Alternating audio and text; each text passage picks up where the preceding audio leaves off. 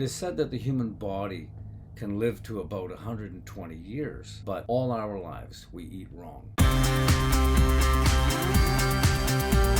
I am not healthy because I'm strong. I am strong because I'm healthy. And there's a difference. This is the second workout of a week, which would be Wednesday if I did push and pull on Monday. And you always start your workout with the biggest, most demanding exercises in the beginning, and then progress to less. So it doesn't take away, you don't tire yourself out or get weaker if you put, let's say, this deadlift, if you put it as the last exercise.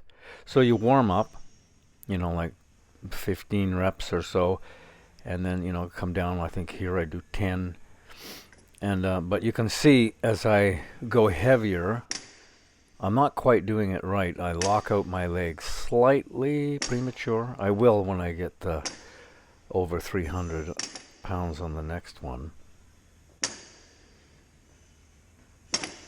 like right here. I think it's my form isn't perfect, so don't copy it. Unlike when I was doing double my body weight for 10 reps, I had my hands strapped to the bar. I stopped doing that. Now I'm just using a grip to develop it. And I have an injured right hand because I smashed it against the box when I was doing a box jump, and it's taken quite a while to recover. When positioning your hands for a deadlift, where it gets to be, it can roll or you lose grip, that's when you use the reverse grips.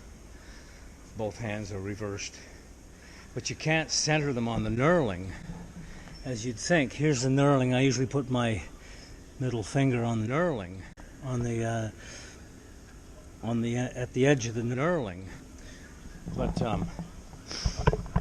when you're using a reverse grip, you can't, because your hand's not the same. Like this, the middle finger is not actually the center of the grip.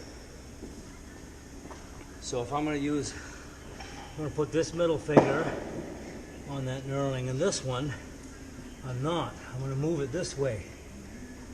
I'm going to move it not onto the ring finger, but just back from that. See how that balances out.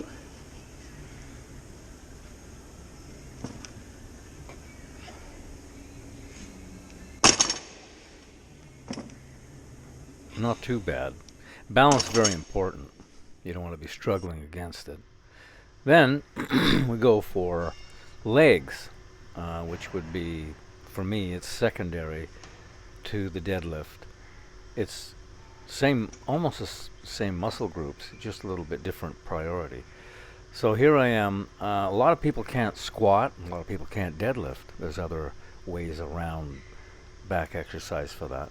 But I have kind of bad knees. I have to watch them.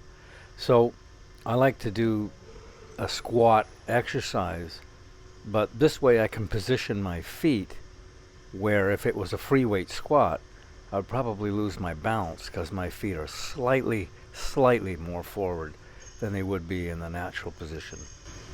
So I gradually work my way up with weight, in warming up, and I try and get down a bit. I'm improving that. If I can go down lower and work on that, I'll end up improving my deadlift too, because I tend to be lacking a little bit in the hip and lower area.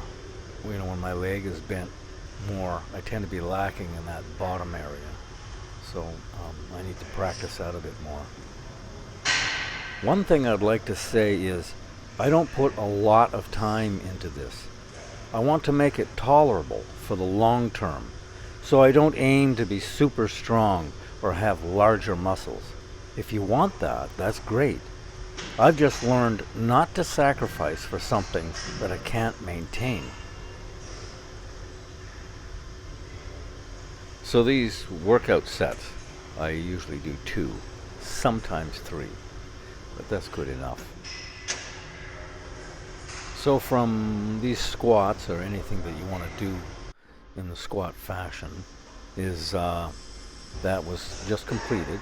Now I go back to, it's really hamstrings, the back of the leg, which is involved in the other 2 as well, and the back with hyperextensions. So sometimes I just do free weight. I'll go like high rep, 20 or more.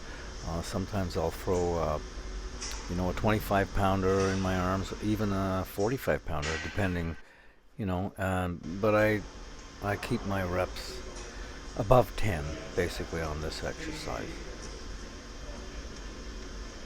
And it should be noted that not to like hyperextend the back. So when you come up, just sort of come up to what would be like a vertical standing position, like a straight back. You could go slightly over, but I don't try to arch your back the other way. It's not natural, it's not healthy. And if a person can't deadlift, sometimes this'll, the hyperextension will fill in the blanks a little bit for you.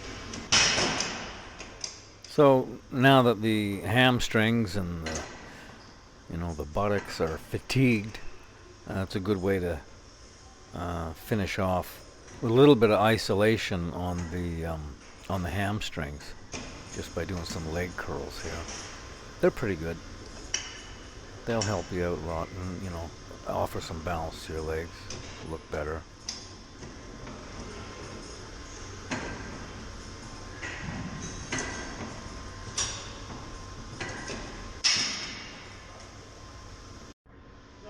And if your back can handle the compression, and you're not blessed with big calves, just born that way, and they're just big for no reason, you can gradually, over a great deal of time, build them up doing some calf raises, heel raises. I do it.